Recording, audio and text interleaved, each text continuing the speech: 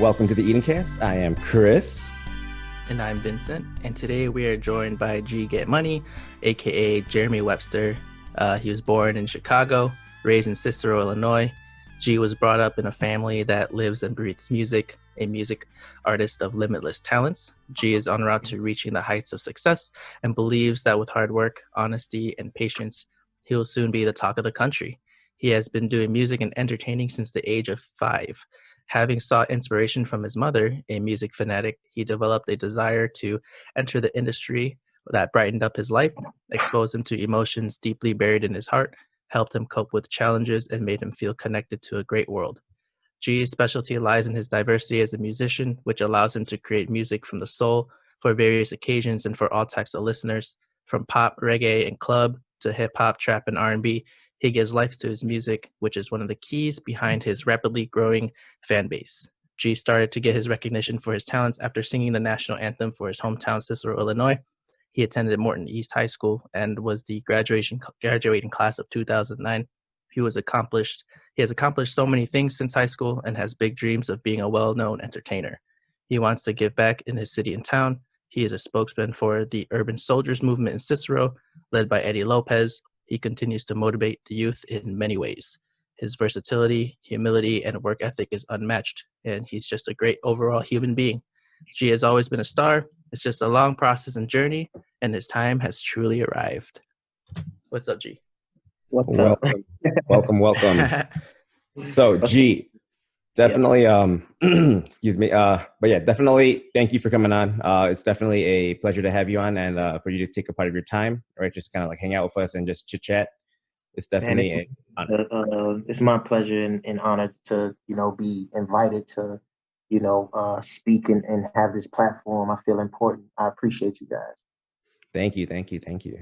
So, G, kind of like a quick thing, right? Like, so with all this going on like around the world right now with like COVID kind of like spiking up again, as well as kind of like the whole Black Lives Matters movement, just give us like a, quick brief, update, what are you currently doing right now, with, just being just kind of confined to your own space, as well as kind of like the whole uprise of the new movement, just resurfacing and everything like that.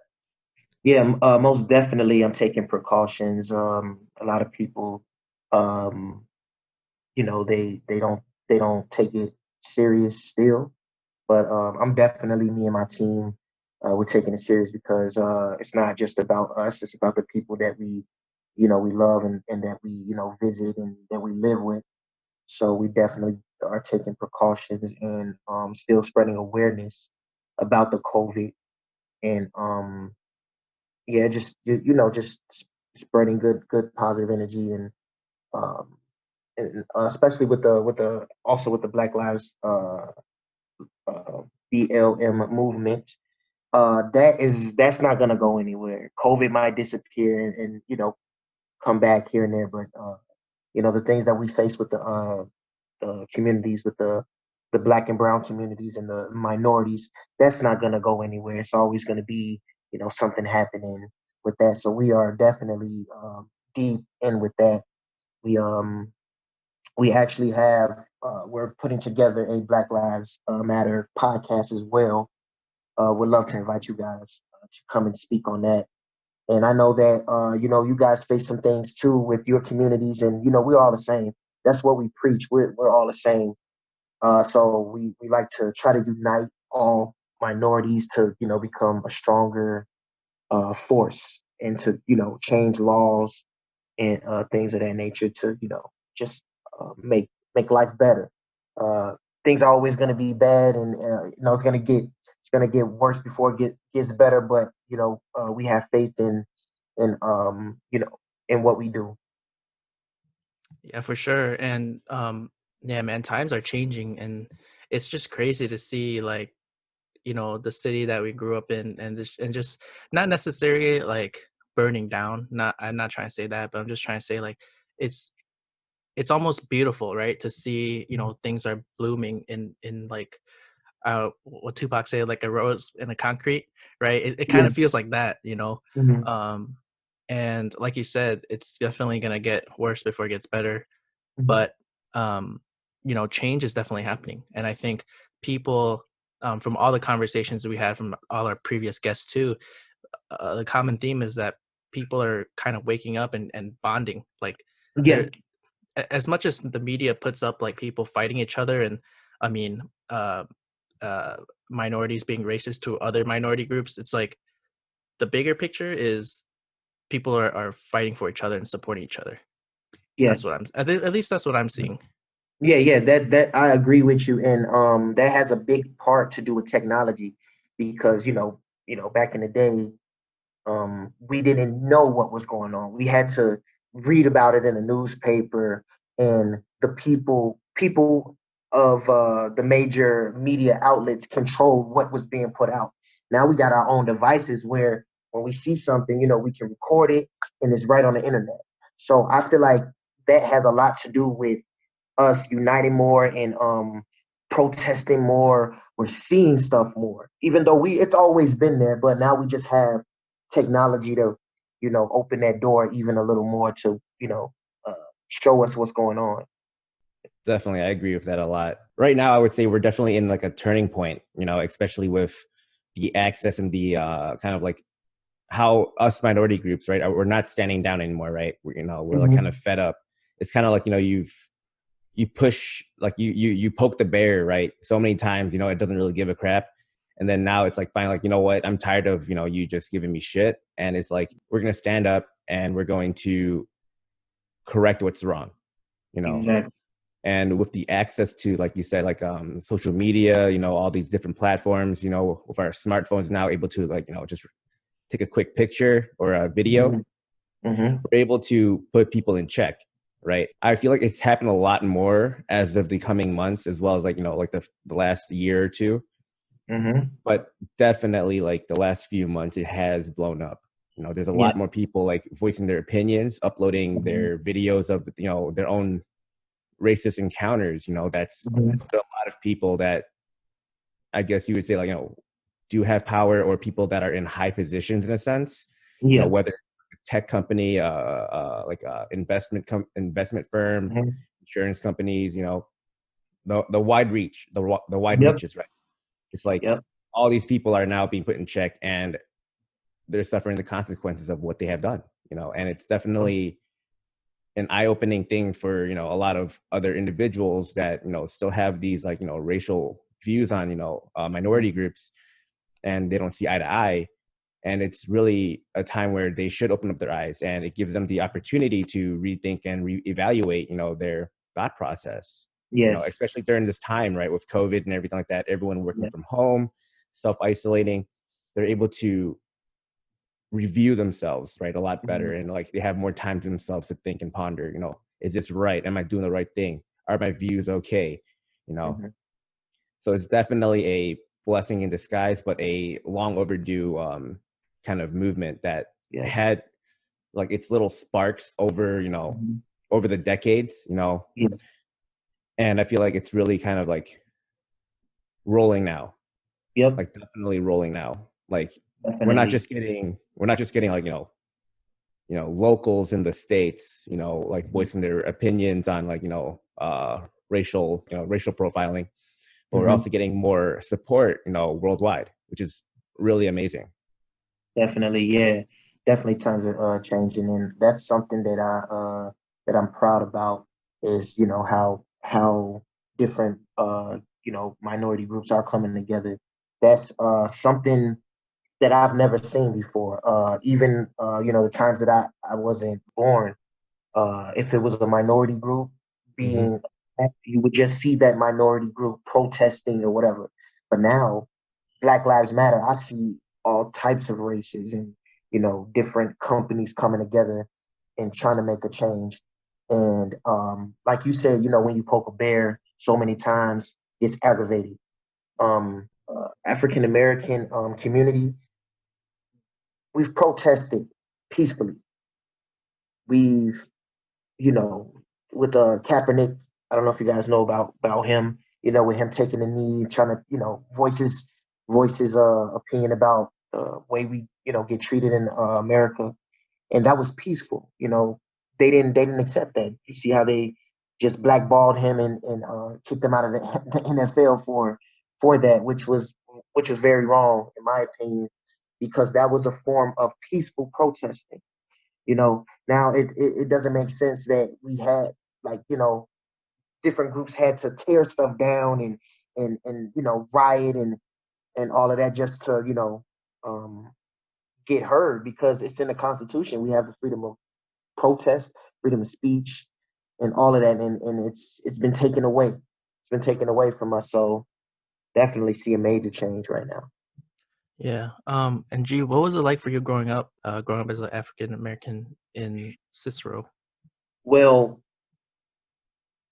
when you have some type of talent, when you have some type of gift, you really don't get hit with the racism. But I have got hit with a lot of racism, but not as much as a regular African American growing up in a mixed, diverse community. I was always popular. I always did the talent shows, and I was just always popular. So back in the '60s, when the Temptations and Michael Jackson, when they would perform and stuff like that, they really didn't get hit with racism because they were entertainers. It's different. It's kind of different for entertainers, but I did get hit with a lot of racism, and it wasn't as bad as just a regular um, minority growing up. Right. But it's still valid though, you know? Definitely Yeah. still valid. With people, even when people, like, when I go places and people don't know who I am. I even get racial profiled by my own kind. You know what I'm saying? And that's big in all community minority groups. When because our race was taught to hate each other. We were always taught to go against each other, and that's something that a guy by the name of Willie Lynch put in effect 300 years ago. He put the dark skinned African Americans in the field, and he put the light skinned African Americans in the house where they were, serving and always in better conditions than darker complected, African Americans, and that created some type of feud with our communities as well.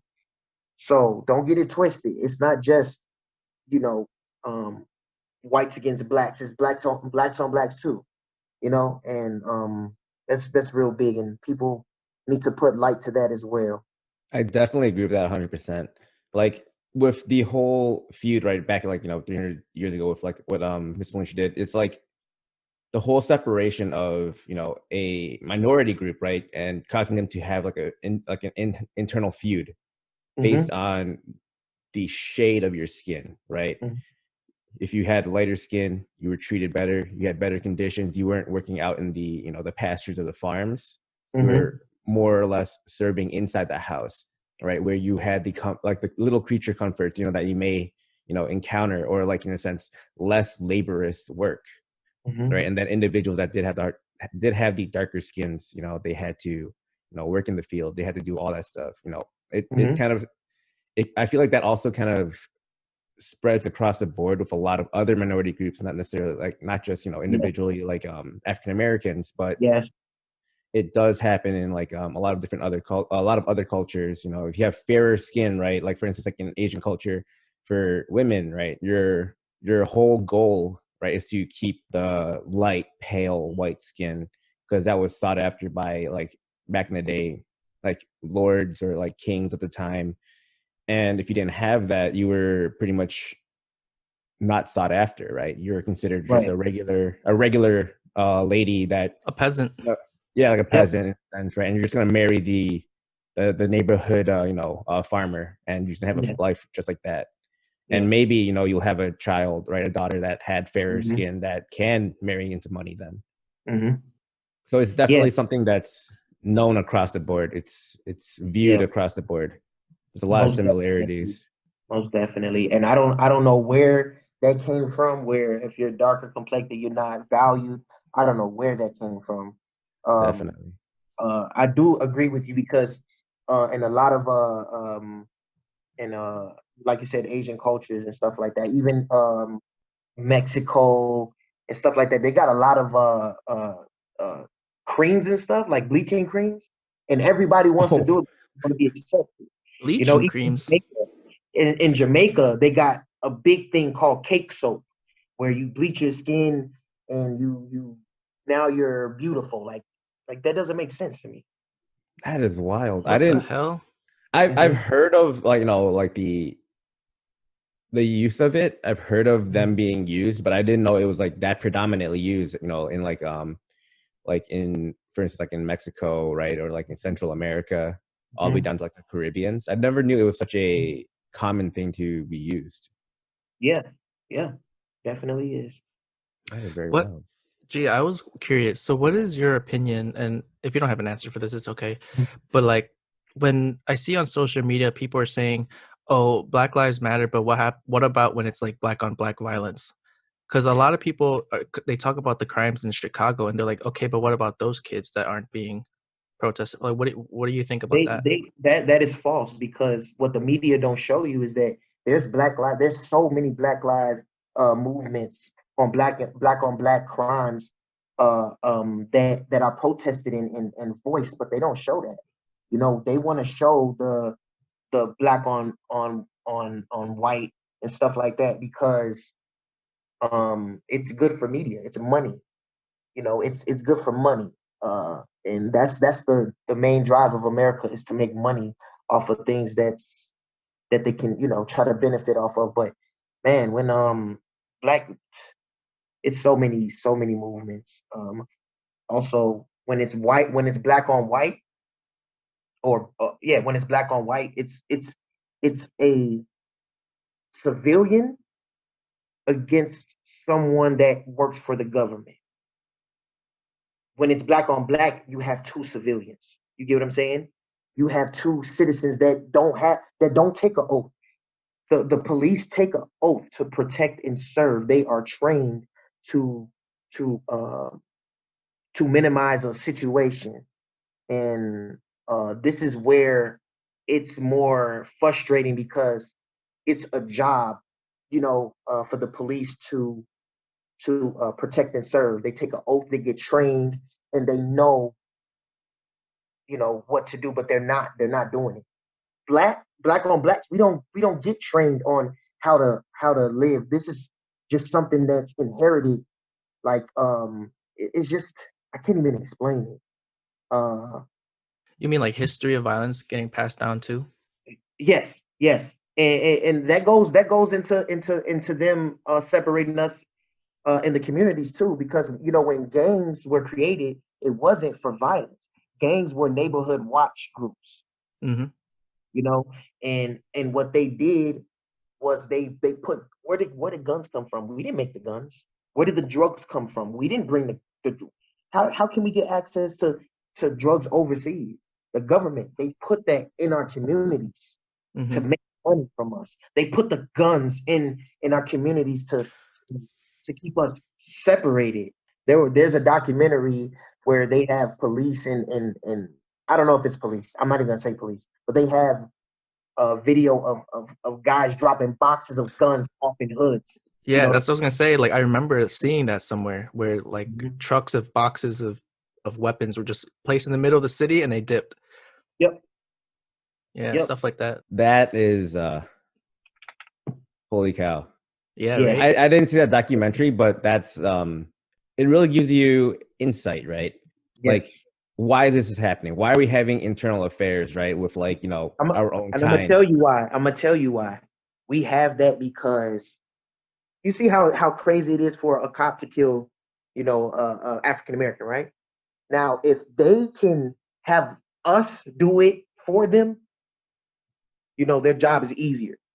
I honestly believe that America was built on white supremacy. There's no African Americans or even minorities that have a high stature of control. There's no. You have to be a part of a bloodline to be in the Illuminati, if you want to say that. And these groups are real. These groups are real. And you just, they control everything. They control everything. So there's no So in a way. sense, it's kind of like a shadow government that's kind of like controlling all these other heads like puppets. Exactly. Like with Obama being president, at a time African Americans really didn't pay attention to politics. We didn't give a fuck about it. Okay. We didn't give two shits about it. Right. But then when they put an African American in the seat, no lie, my head was up. My shoulders were, up, and I'm walking around like, hey, we're somebody now. And that made me pay attention to politics. Then, once they grabbed the attention of the African Americans, they started putting programs into place like the Obamacare and getting us really to it's all about money. You know what I'm saying? Like when we had sports, there were no blacks couldn't play sports, but then they had the black baseball players, Jackie Robinson, I want to say. I believe so, yeah.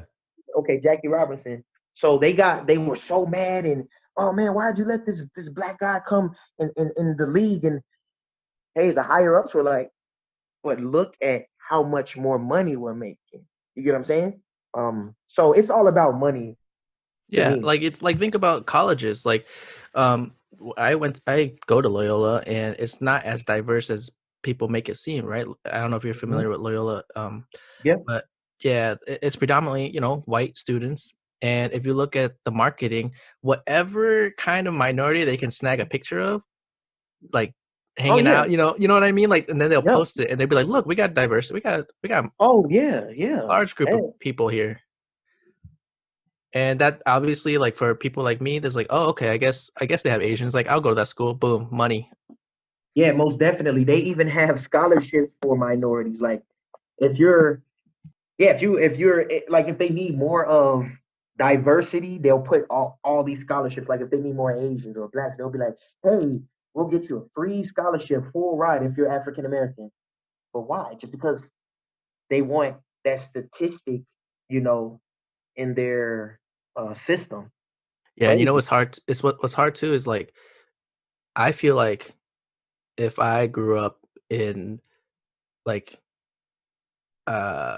in poverty or just like very bad circumstances, and if they offered me that, I can't. I feel like I wouldn't be able to say no. It's like I'm trapped. Like, because then they can't say like, oh, we didn't give you an opportunity. Exactly. But that, like, okay, you see how we're talking right now. You've never studied psychology, right? Kind of. No. You did? Okay. I say that to say this. If we're sitting here breaking down why and how and what they do things for, and we haven't really even studied psychology, just imagine the people that have these bachelor degrees in psychology that work with the governments to say, hey, if you do this, these people will react this way. If these people are so smart, like you said, like you're not going to deny, because guess what? You have no other opportunities, right? Mm-hmm. And they put that there because they know they're going to. Yep. It's a chess game. Exactly.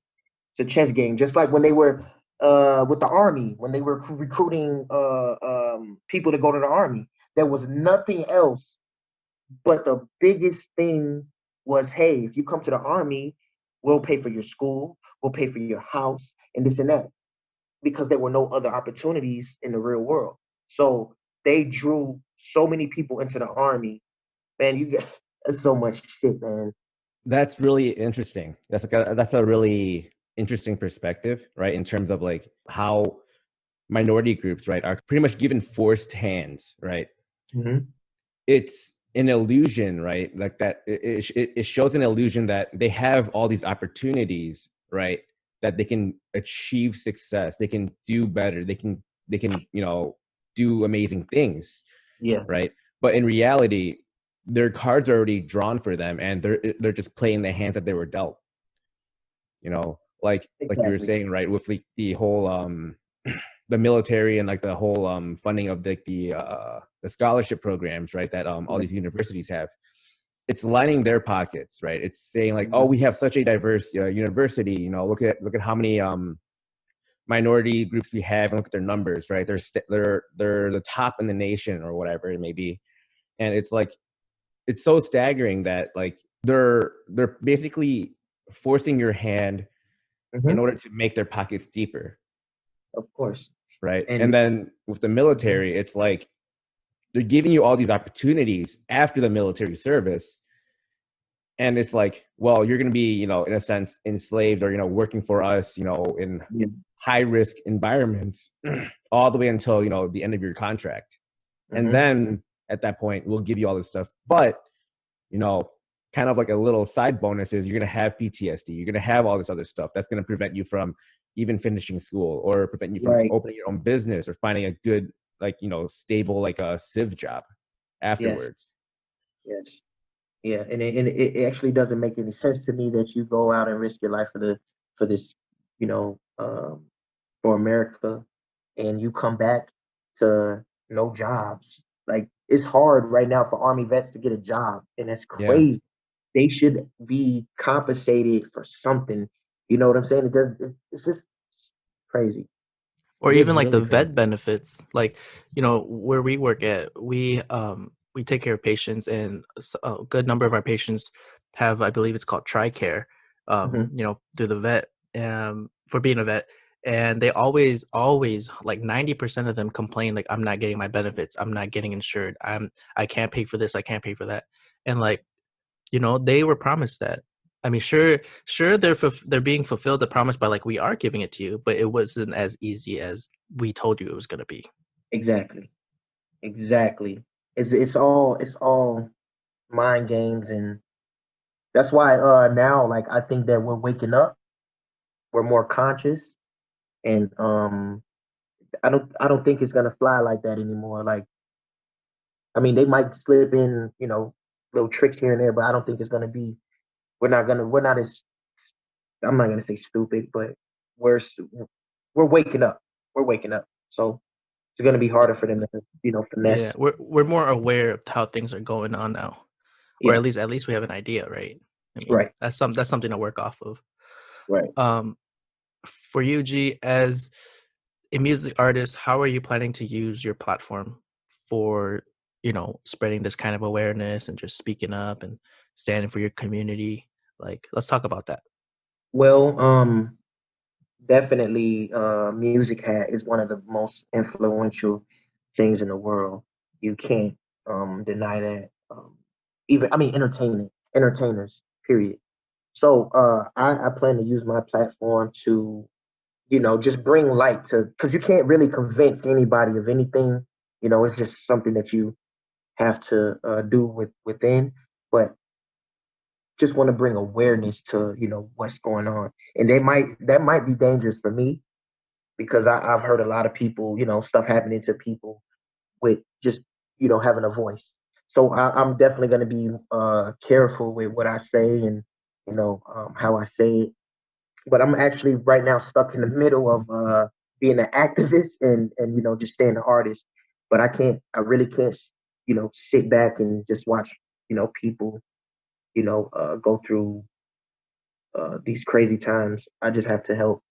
So basically just take a stand and just give back as much as I can, with this music platform, giving back to, my communities and, helping out with minority groups and donating and, helping put together community events and stuff like that. That's what I plan to do. Mm-hmm. What does that dissonance feel like for you? You were mentioning the divide between artists and activists. Like, what's going on in your head that's drawing that line? My life, my safety, my family. That I'm in the middle of, like, this is the craziest thing. When you're a rising star, you don't have that protection. So it's easier for people to get to you. You know what I'm saying? Like when I forgot who it was. This lady told LeBron to shut up and dribble. Just shut up and dribble. And it was a big thing because, it was kind of a racist remark because that's what they want us to do. Shut up and entertain. Just shut up. Just don't even worry about politics. Because when we get into politics, we start changing shit. We start fucking their money up. And that's just it's just a scary process with being an activist and an artist, because it's not, like I said, it's not just me I'm putting in danger. It's just the people that I love. Yeah, even if you do make it up there, like people try to assassinate you, bro. Like Epstein and shit. Oh yeah. You know what I mean? Oh my god. That's the whole thing. I haven't like watched any of the documentaries, but I know a lot of talk has been surrounding that, like people trying to expose the elites and then they're getting like killed off or silenced. Yeah, I forgot the lady's name. The wife? Yeah. She I think they claimed that she had COVID or something like that. Right after she said that she's gonna name some names. Really? Oh my god. And they put her in like this facility, and it's only a matter of time she's gonna end up dead. She already released a couple names, but oh shit. Yeah, shit's going up right now. And I think this is why we have all this COVID, all this Black Lives Matter thing, is just to try to cover up what's really being exposed. I think it's really interesting that you brought that up, actually, because on our previous podcast, actually, we had little discussions kind of like similar to that, how like we're pretty much in a time where information, and we're processing information like left and right, and it's going so fast. Because like just the beginning of this year, right before COVID really kind of made its debut in the US, we had the I can't remember where it was. Vince, you probably remember it, but like pretty much how we had the military airstrike on this high positioned Iran? military general. Yeah, in Iran, yeah. Oh, Iran, yeah. Yeah, we had that early on, and that just kind of blew under the water right after, like it was a big deal, and it was like only in the news for like probably a week, and then it got like overturned or like kind of like overshadowed by the severity of COVID and everything like that. I mean, like, yes, it could have been like World War III, and this is a major pandemic, so I'm not like saying that this is nothing. Yeah, I honestly believe that they wanted to start a war to cover up the shit that the elites are doing. That was the risk they would take, starting the war. Because if you think about how like everything just from one to another, just we were about to go to war with China. North Korea. Then we bombed Iran. Then there's this damn COVID. Then it's Black Lives Matter movement.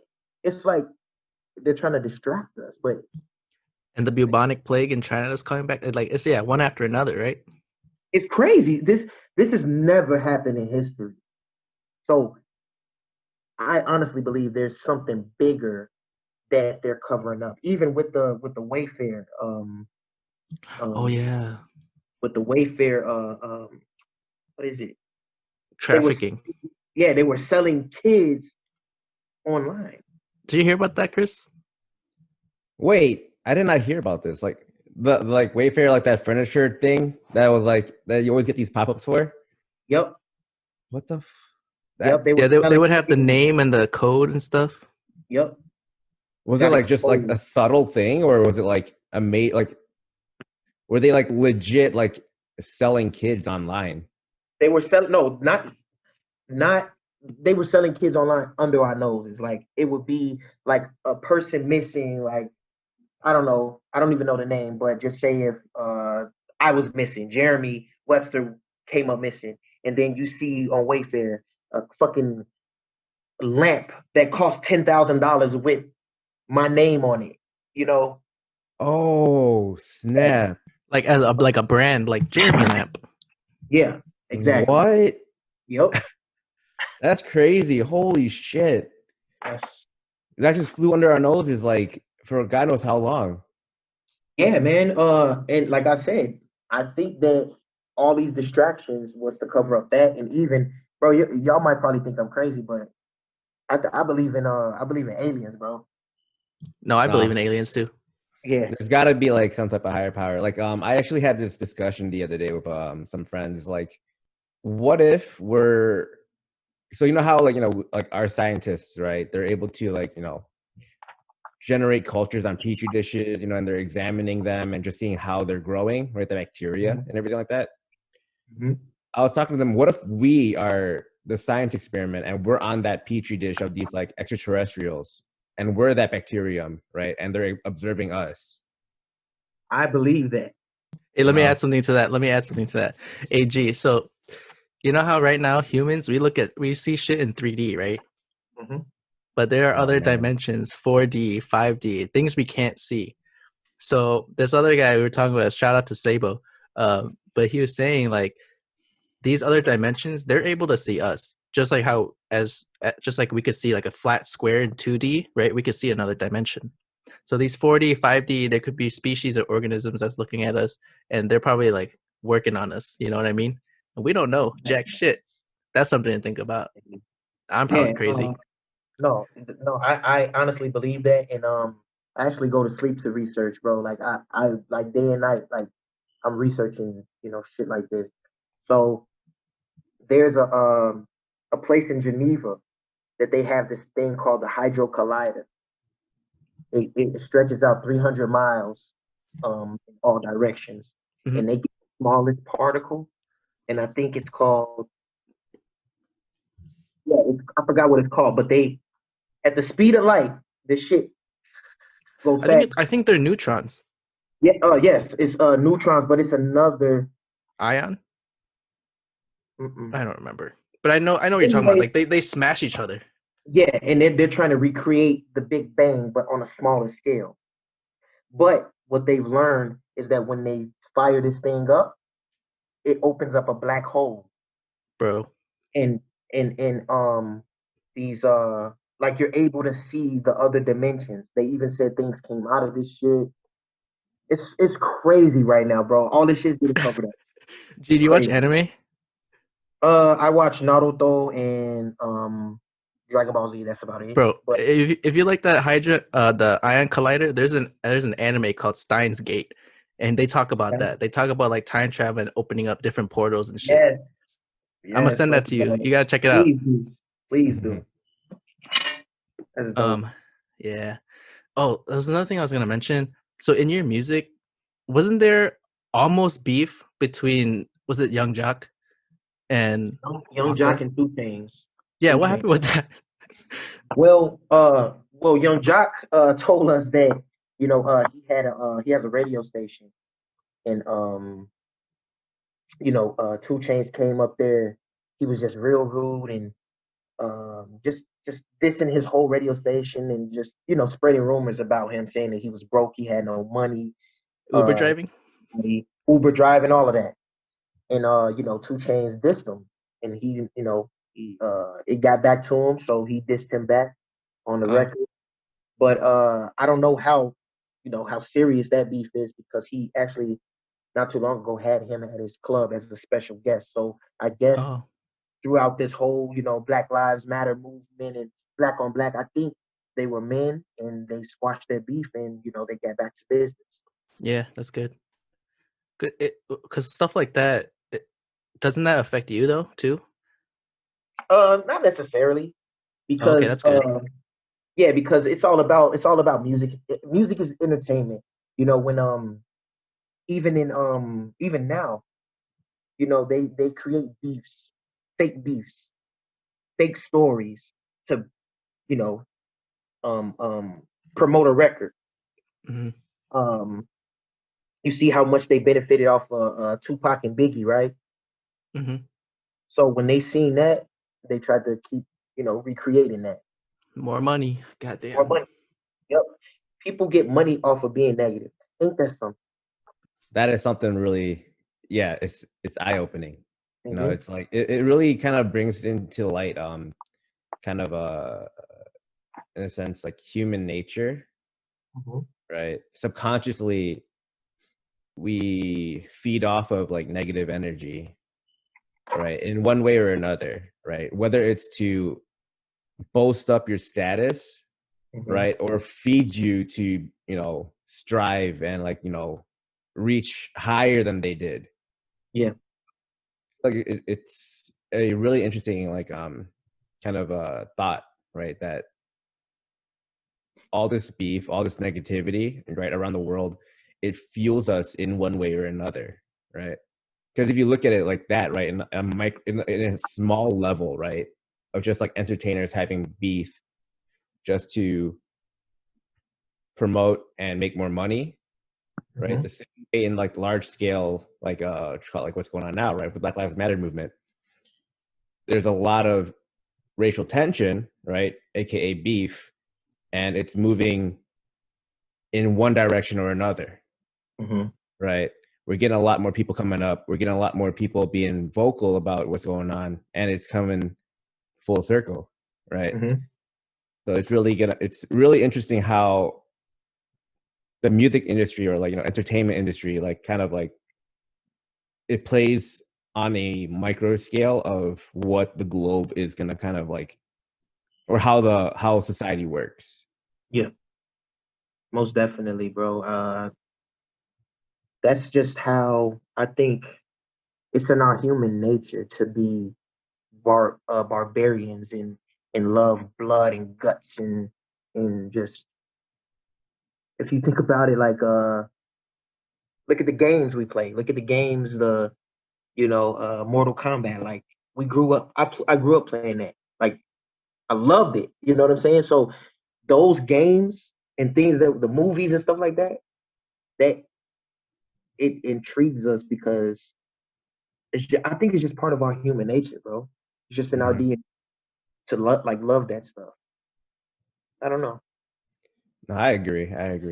Because like, yeah, same here. I grew up on Mortal Kombat. You know, I grew up on like what's that? Oh, I can't remember this one. It was a really old game. I think for like the Super Nintendo. I think it was like was it Mortal Kombat? I think it was like Killer Instinct or something like that. Oh, Killer Instinct. Okay. Yeah, it was like same concept, right? Same idea as like Mortal Kombat, where it's just like blood and guts and everything like that. And it was just like, it was a fighting game, you know. Yeah. And it was like, that was one of the games that like really drew me in and kind of got me hooked on, you know, instead of hooked on phonics, like hooked on games. Yo, our listeners are like, what's a Nintendo 64? For real. Oh, man. How old are you guys, man? I'm 29. I'm 28, so I'm 25. right behind you. 25. Okay, so okay. We're close. Yeah. We're close. We're pretty close. So like we grew up around like, you know, the same time when like all these like consoles or like all these gaming platforms kind of first came out. We pretty much really seen cool. it all, which was nice. Yep. I was there with the brick phone too. Oh my God, that big ass phone. My grandparents had it, yeah. The OG. Yeah. Oh shit. Like the gaming systems that's coming out now. I'm ready for that PS5, bro. Why does it look like a Wi-Fi router? That's my problem. It probably is. And then the Xbox looks like a mini refrigerator. Fucking box, yeah. Yeah. When I looked at that PS5, like honestly, when I saw it, going back to like, you know, how you watch like Dragon Ball Z, right? It looked like Perfect Cell's head. Oh my God. Oh yeah. It did. That's crazy. Like, yeah.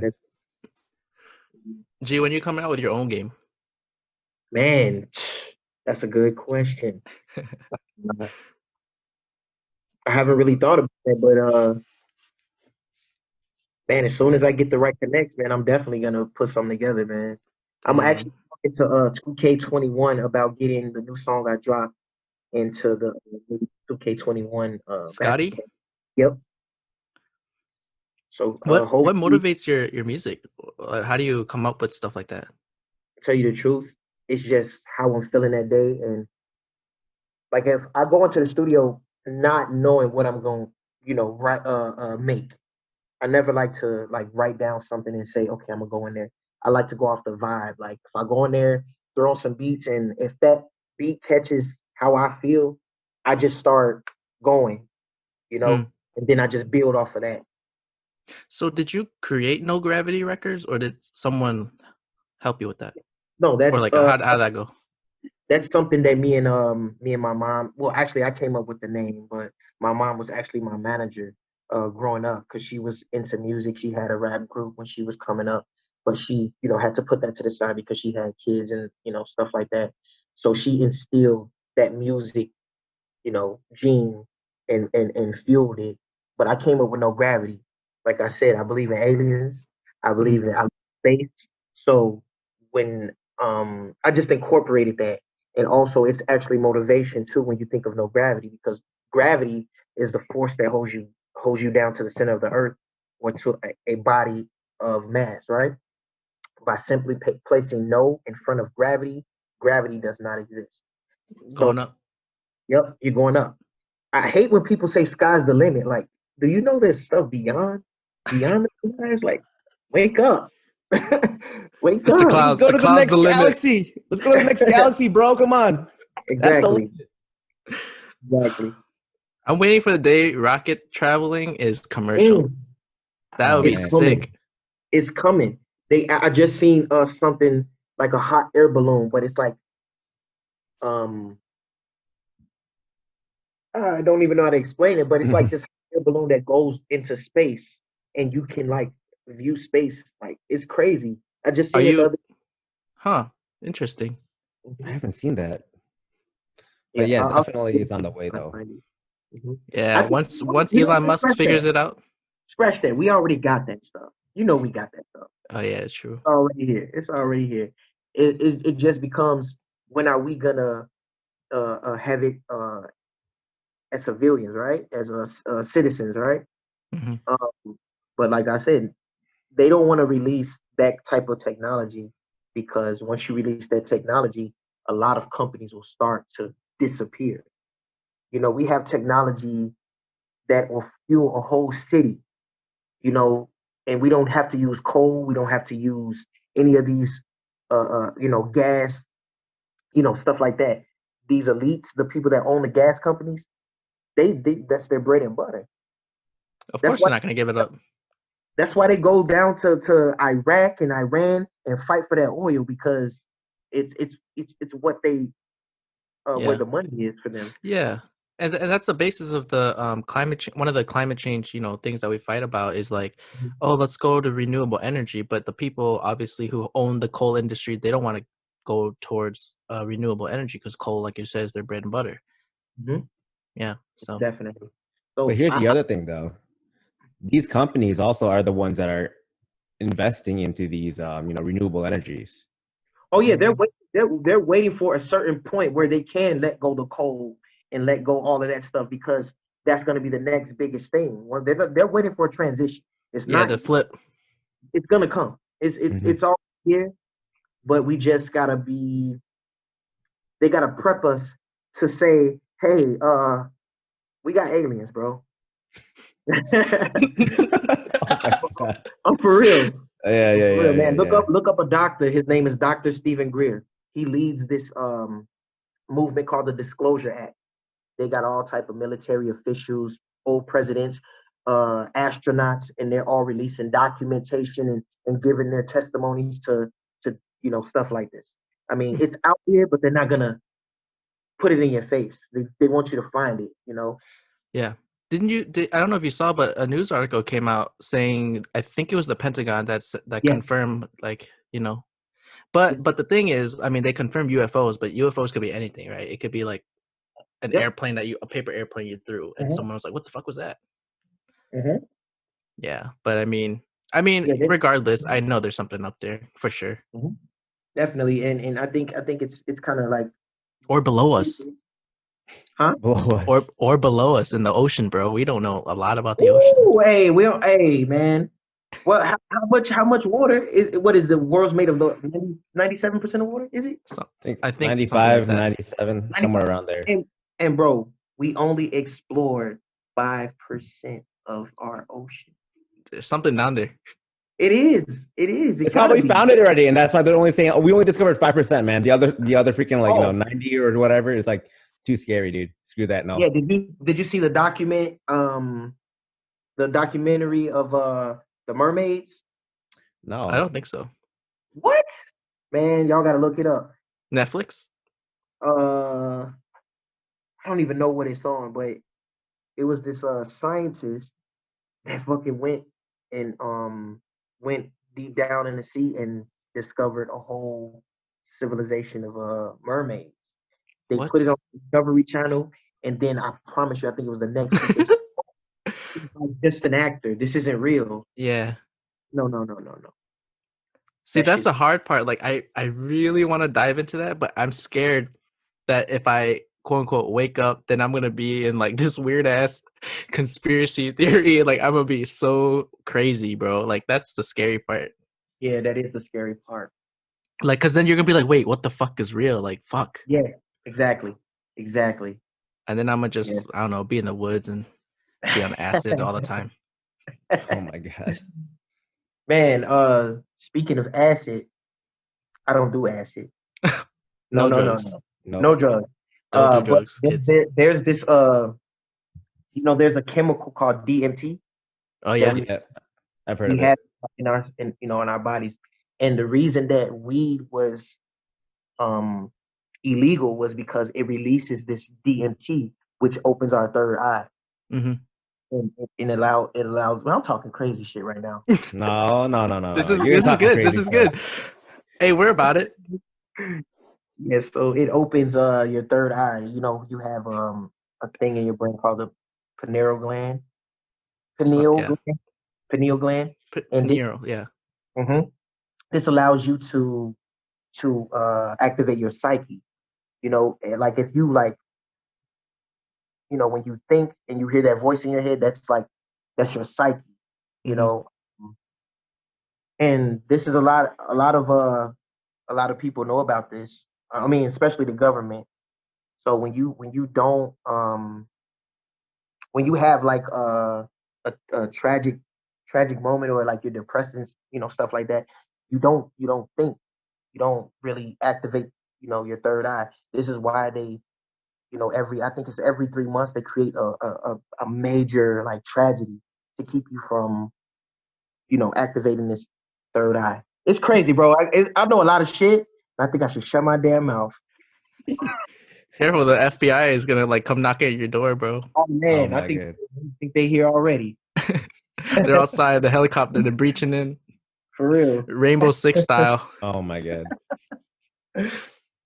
But that's a crazy thought, though. It's like I've never thought about like I never thought about it like that, right? How it opens up the third eye, and how we have all these tragic, or like like in a sense, like tragic moments every several months, just to kind of like help suppress that.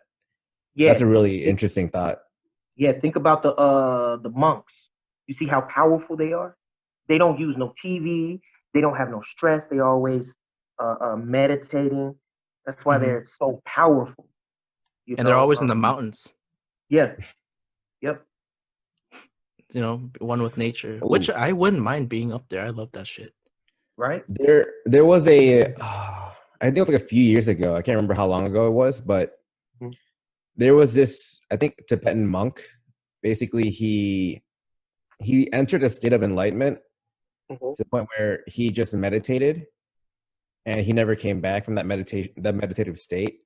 Where'd he go? So the thing is, this was like, I can't remember how long ago it was, but like however long ago it was, like when he first started to now, he's like encapsulated in like this like a statue.